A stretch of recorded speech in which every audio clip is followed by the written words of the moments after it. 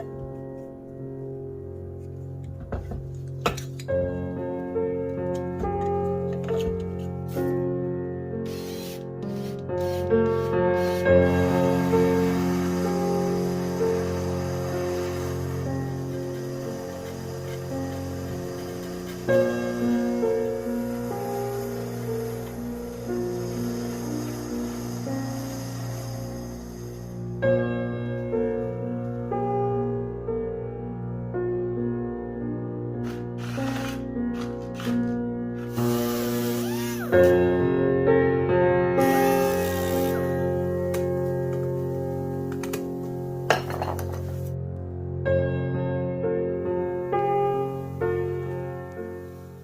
vi kolla hur det gick då. Från början så var locket lite annorlunda. Och så hade jag ju mitt dubbellock då. Och sen gick ju tempgivaren ner där. Jag hade min adapter. Och så hade jag min skorsten. För att få ut CEOn då. En lätt böjare ut ur ventilen i absiden då, för att få ut CEOn helt enkelt. Den här funkade jättebra första test. Andra test med. Tredje test så gick det inte då. För det blåste för mycket och ändå blåste det inte så mycket då. Men det räckte till.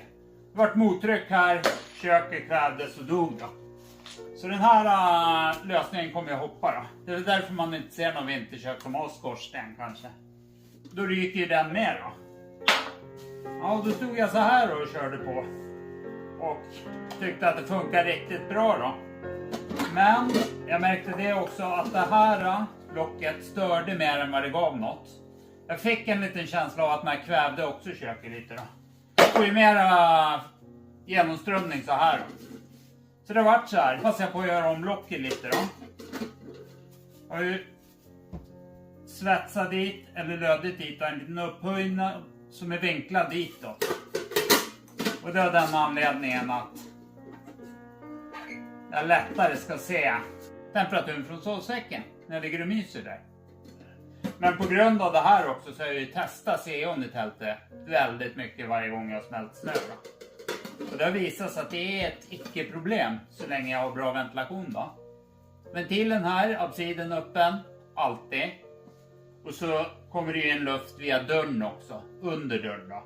Den snökjolen kan jag endast täcka inifrån, vilket jag kan göra på natten när jag ska sova.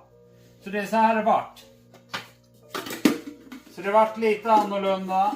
Jag kunde inte använda allt, men jag provade nu i alla fall. Och jag vet att det inte gick. Vilket är bra. Man vill ju prova saker. Nej, med vissa modifieringar så är jag väldigt nöjd nu. Men det är svårt det där att mäta effektiviteten. Pumpar jag upp den här och kokar vatten och så gör jag det 5 gånger. Jag får olika tider varje gång. Jag får olika tryck när jag pumpar upp den här. Den är olika full. Det är väldigt svårt att mäta. Men det som jag har märkt är att det är väldigt, väldigt effektivt då. Jag var ute 2 veckor sist då. Det gick åt 1,6 liter bensin då. Det är ju inte bara smälta snö. Det är ju torka kläder, värma vattenflaskor. Och nu är jag nere på en väldigt låg nivå av bensin som jag måste ha med mig då. Så nu är jag väldigt nöjd med köket. Och som jag sa sist när jag byggde mitt förra var att nu är jag nöjd, nu kommer jag inte bygga om det, men jag ska inte säga så. Jag vet hur det blir. Rätt vad det är står man där i verkstaden och håller på böjer plåt och har kommit på en ny idé. Så det var alldeles för den här gången. Gillar ni det här och tyckte det var intressant så prenumerera och gilla gärna. Det betyder jättemycket för mig och min kanal. Ha det så bra så länge. Hoppas att vi ses igen.